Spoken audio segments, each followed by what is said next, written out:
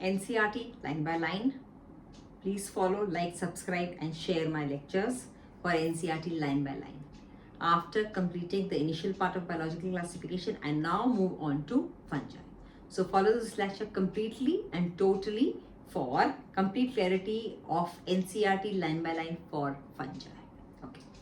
Now, fungi are, when we start with biological classification, we start with the kingdom Monera, Protista, fungi, Plantae, Animalia. Why do I take it from here to here? Because as you move from Monera to Protista, as you move from Protista to fungi, as you move from fungi to Plantae and Plantae to Animalia, a lot of things start getting more and more superior or sophisticated. Just for a quick recap, Monerans, prokaryotes, the only prokaryotes in the living world. Protista, fungi, Plantae, Animalia, eukaryotes. Clear? Monera and Protista, unicellular. So Protista is unicellular eukaryotic. Fungi, Plantae, Animalia, all multicellular. So when you start with the classification of fungus or fungi, kingdom fungi, use the classification, they are classified on the basis of they are all multicellular. They are all eukaryotes. That means they have a good nucleus. Third important characteristic that puts them in this category is the cell wall structure. The cell wall of fungi is made up of polysaccharides, complex polysaccharides, and mostly the complex polysaccharide is chitin, C-H-I-T-I-N. So that's the third distinguishing feature of kingdom fungi. And the fourth distinguishing feature is, unlike Plantae, they are not autotrophic. Unlike Animalia, they are not holozoic. Clear? So the third distinguishing feature is the mode of nutrition, which is they are either saprophytes or they are parasites. Just like Monerans and Protists, they are usually saprophytic in nature or they are parasitic in nature. Now let's move on to the other part of this. So there are a few points that I have enlisted about the kingdom fungi, which is that the first point is they are not unicellular, they are all multicellular. The second important characteristic of kingdom fungi is that they are all eukaryotes. So they are eukaryotic. Just like Plantae and Animalia, they have been placed in the eukaryotic world, and Protist as well. And the third important point is that the cell wall structure, on the basis of the cell wall structure, the cell wall is made up of complex polysaccharides, and specifically most of them have chitin in the cell wall. And the fourth important point is that they are not autotrophic, not holozoic. So they are mostly either saprophytic or they are parasitic. Now these important points you need to memorize. Please star these points. They should be stored in your mind forever and ever. NEET students, this is an important point which needs to stay in your mind, in your psyche. It should be ingrained. Did you all go through the latest NEET paper which was held on 3rd of May? Since NEET involves a lot of 11th syllabus and the 12th syllabus comes later, 12th has got a lot of chapters which are not, they are the question is the questions of NEET, which is like 90 questions of NEET. Out of that, 60 to 70% of paper is based on 11th. And out of that, the living world and biological classification, the first 4 chapters have got a lot of weightage. In my next lecture, I'm quickly going to upload a lecture on the distribution that the NEET paper had.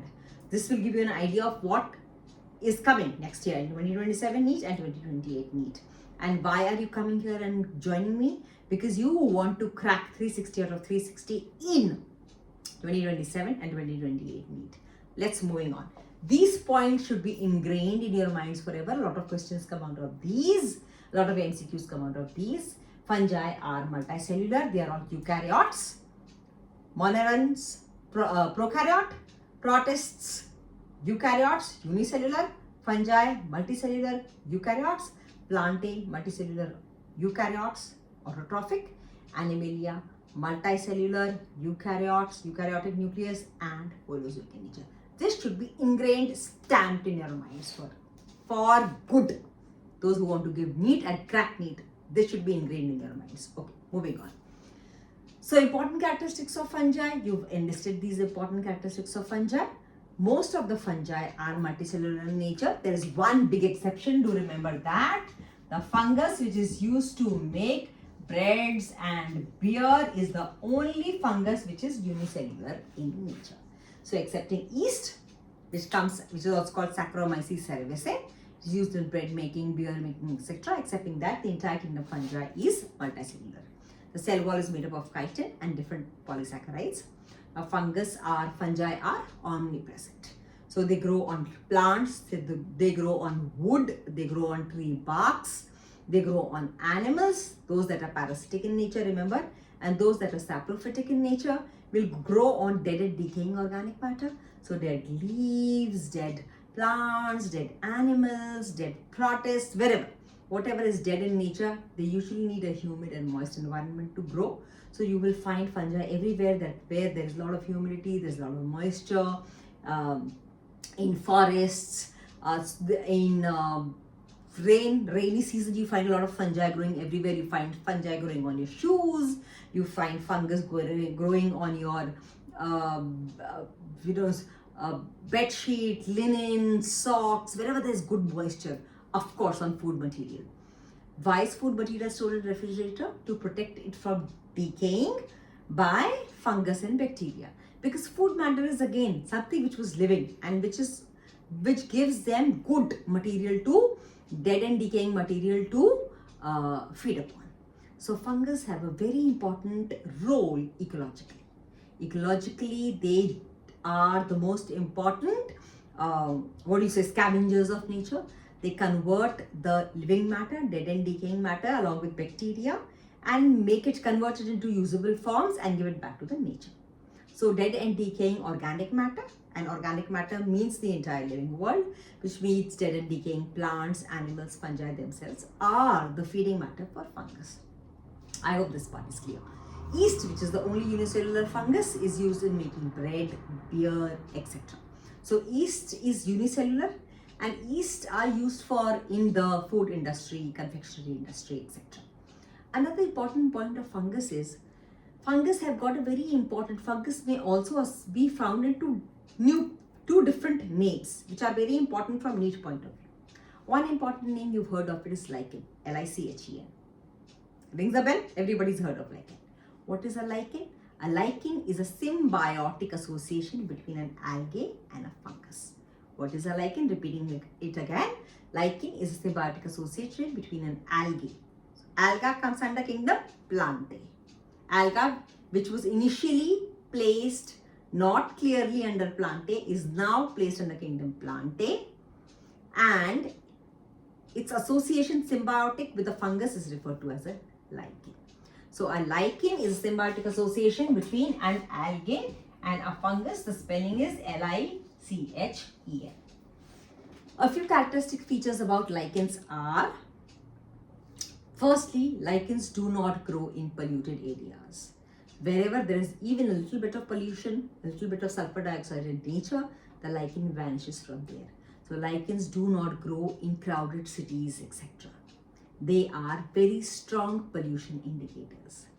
The second important point of lichen is that it is a symbiotic association, an association where both benefit from each other between an algae and a fungus. What is the benefit? Algae is green, so the algae makes food for the fungus, and the fungal component gives shelter to the algal component. That is the symbiotic association. The fungal component is referred to as mycobiont, and the algal component is referred to as phycobiont. Remember these words? MYCOBIONT is the mycobiont, is the fungal component of a lichen, and phycobiont is the algal component of the lichen. Remember these two words. Now, it's a symbiotic association, both benefit from each other. Lichens are pollution indicators. They are also pioneers of development, of civilization. What does that mean? It means wherever they grow on even rocks, barren areas, and then they slowly erode the rocks and convert them into soil. So they are the first ones to occupy a place, a barren land or a barren area. When first vegetation of life comes into a barren land, it comes through a lichen. Lichen can grow on rocks and convert the rocks into soil after weathering after hundreds of years. So they are the pioneers of vegetation, whatever you call it. Not civilization, actually, pioneers of life. The word is pioneers of life. Lichens are used a lot in perfumery industry, etc. They are also used as strong pollution indicators. Clear? That was one part. The second word where a fungus lives or can be associated with is said to be roots of higher plants, especially roots of coniferous trees like cycas, etc. And this symbiotic association of a fungus with the root of higher plant is referred to as mycorrhiza. You've heard these words before, just repeating them for you. This is referred to as myco. MyCO word is used for fungus, which is why mycobiont, remember that students? Myco, RRHIZA. And rhiza word is used for root.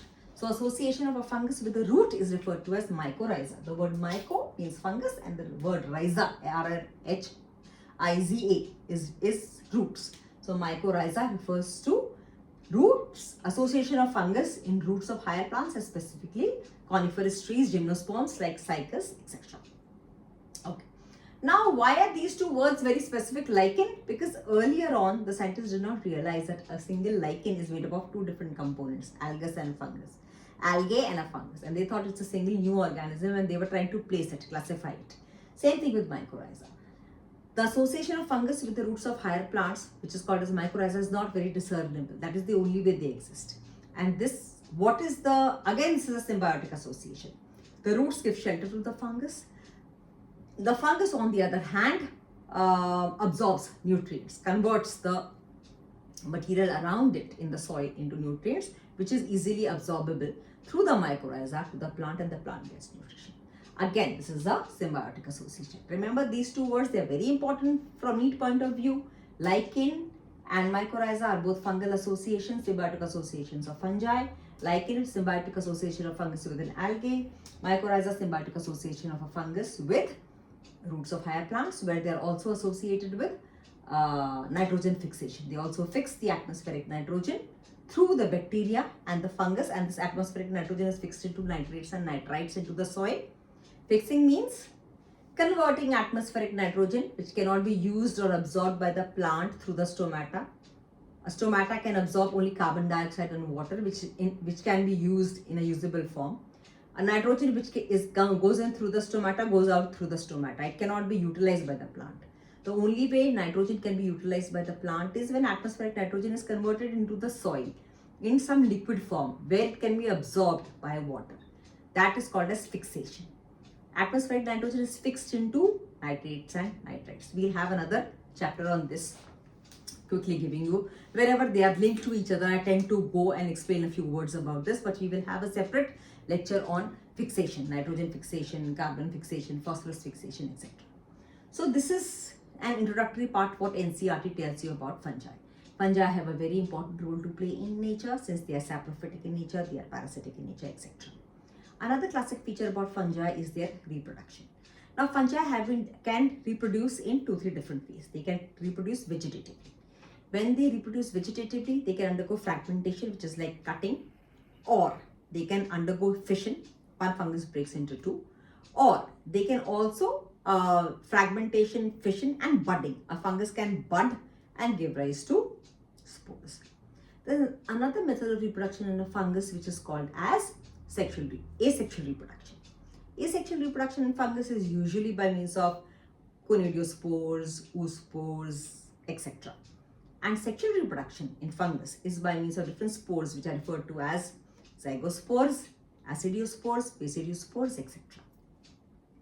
The body of a fungus, if it's a unicellular fungus, it is typically like yeast. But if it's a multicellular fungus, it is usually not clearly visible. But their fruiting bodies and their sexually reproducing forms, they are clearly visible. And when a fungus becomes visible, it usually appears like thread-like structures which run along the surface of the soil, tree bark, etc. Once the fungus starts reproducing, these give rise to fruiting bodies which come out perpendicular. I mean, they come out from the surface. And these are very clearly visible. This mishmash of threads is called as mycelium. And the structures which come out from the mycelium typically upwards or towards the surface, towards above the soil or above the surface, etc. So this is like, say, mycelium running along the bark, soil, dead and decaying matter. And once they come up, and these upwards coming structures are usually referred to as hyphae. Even these are hyphae, but here they are more clearly visible. And the hyphae then bear fruiting bodies or something on top, which then gives rise to small little spores through which the fungi can now release the spores and disseminate itself or grow or reproduce. The characteristic feature about these hyphae and mycelium is that most of these mycelium or hyphae have a large number of nuclei but do not have any septa or wall in between. Do not have any septa or wall in between.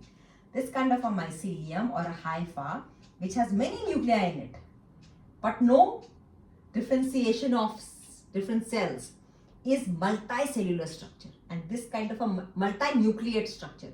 So a single cell has got several, it's filled with nuclei, rich with nucleus. This kind of a multinucleate structure in a fungus is referred to as, the word is coenocytic hyphae or mycelium. The spelling is C-O-E. Some people spell it, pronounce it as cenocytic, but the correct word is coenocytic. C-Y-T-I-C. NCERT line by line. Coenocytic hyphae or mycelium refers to as a structure which is multinucleated. Again, I'm relating it to something else. This is the word which is used in fungi. Similar multinucleated word in kingdom Animalia in our body also exists, and the word that is used in us or in plants is referred to as syncytium. I will be repeating these things again and again, but just because we are discussing multinucleated here, multinucleated means a single cell, a single cytoplasm, a single protoplasm, but several nuclei in it. This word is referred to as syncytium. In fungi, the same word is referred to as coenocytic hyphae or mycelium. To give you examples of syncytium, syncytial, our muscle cells are multinucleated. A single muscle cell has got several nuclei because it requires a lot of energy to function, which is why our muscle cells are syncytial. Similarly, coconut, the coconut water that you drink, is a single cell has got several nuclei. So coconut water is very rich in DNA and RNA. It is said to be very good life food. It provides you a lot of DNA and RNA. Lot of material to create new cells, which is like deoxyribonucleic acid, ribose nucleic acid. Syncytium is the word which is also used for coconut endosperm. The word syncytium is used for coconut endosperm. The word coenocytic is used for fungi. The word syncytium is also used for muscle cell. They all mean multinucleated. Like, subscribe, share my lecture, and the next lecture I'm quickly continuing with reproduction and the different types of fungi. Stay with me and do ask me whatever questions you have to ask. We are going NCERT line by line for biological classification.